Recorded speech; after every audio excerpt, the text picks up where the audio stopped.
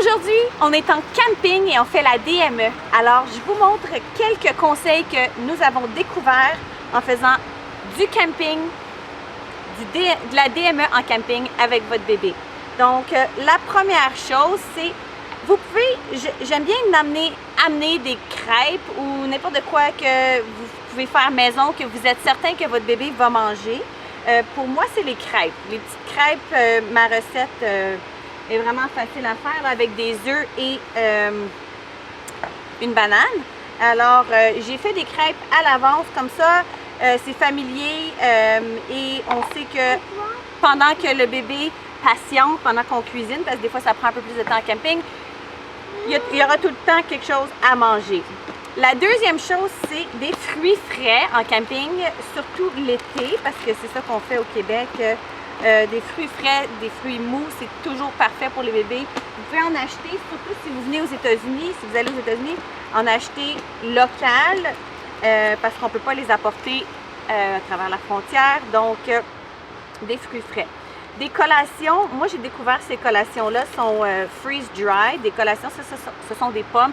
C'est la taille parfaite pour un bébé et c'est vraiment juste des pommes qui sont, je ne sais pas c'est quoi le mot en français, là, mais c'est freeze-dry, donc sont séchées, mais elles fondent dans la bouche. Ce sont des pommes séchées qui fondent dans la bouche. Donc c'est vraiment la taille parfaite.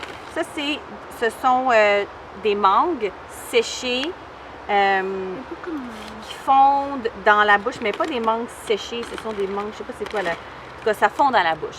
L'autre, ce sont des fraises. Ça, c'est les plus populaires parmi mes enfants, des fraises séchées. Ça, c'est les mangues. OK. Parfait. L'autre chose, c'est amener des contenants. Des contenants qui, pour garder les restants, parce que souvent, les bébés ne vont pas terminer ce qu'ils mangent. Oui. Les bébés ne vont pas terminer ce qu'ils mangent, donc toujours amener des contenants, ça va bien fonctionner parce qu'on peut les conserver plus longtemps. Le booster ici, le booster, vous pouvez, juste pour contenir le bébé, c'est vraiment pratique à emporter, puis pour juste pour qu'il reste à une place. Donc, l'autre chose, c'est, vous pouvez commencer avec les pommes maintenant, puis je vais continuer, OK? Un imperméable à une pièce pour votre bébé. Comme ça, vous allez pouvoir protéger le linge du bébé et juste le nettoyer par la suite après qu'il a mangé. Donc, super parfait. Lui, il a mis les mêmes vêtements toute la fin de semaine en dessous de son imperméable, puis on a juste à le nettoyer. Fait qu'oubliez pas vos lingettes, parce que ça, c'est vraiment pratique, juste à nettoyer l'imperméable à la fin.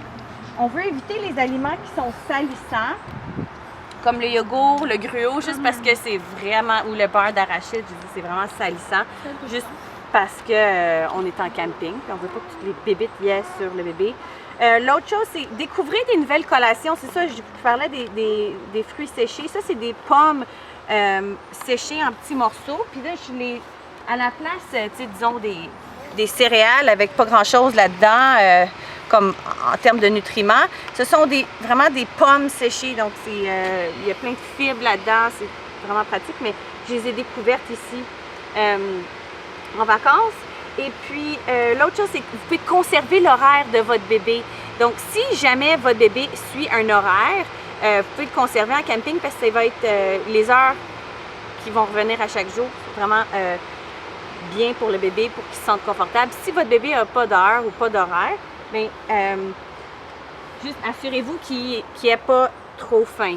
Donc, et attendez pas à ce que votre souper soit prêt à 7 heures pour lui donner à manger. Alors, l'autre chose, c'est que beaucoup de distractions. Il y a beaucoup de distractions en camping. Donc, essayez de l'allaiter ou de lui donner des aliments, je veux dire, le biberon, dans un endroit calme pour éviter les distractions. Et donc, l'autre chose, c'est ça. On sait que les besoins en fer du bébé sont très grands. Donc, amener des aliments qui ont dû faire, ou par exemple, de la viande hachée, ça se fait bien en camping, une genre de sauce avec de la viande hachée. Vous pouvez donner de la viande hachée au bébé, du poisson, ça s'émiette, donc c'est parfait. Puis la dernière chose, c'est planifier vos repas, surtout pour les débutants, juste pour vous assurer qu'il y a quelque chose à manger, votre bébé, quand vous êtes en camping. Donc, donc, je vais juste dire une dernière chose. Je dis que c'était la dernière chose, mais pour la dernière chose, ultimement, c'est accepter que ça va être sale en camping. La DME, c'est salissant. Acceptez que là, vous allez être en camping, puis ça va être sale. Fait que vous allez retourner à la maison pas mal rapidement, puis retourner dans votre environnement moins sale. Donc, c'est ça. Pour la DME en camping, dites-moi en commentaire qu'est-ce que vous ajouteriez à ma liste pour les incontournables en camping pour faire la DME.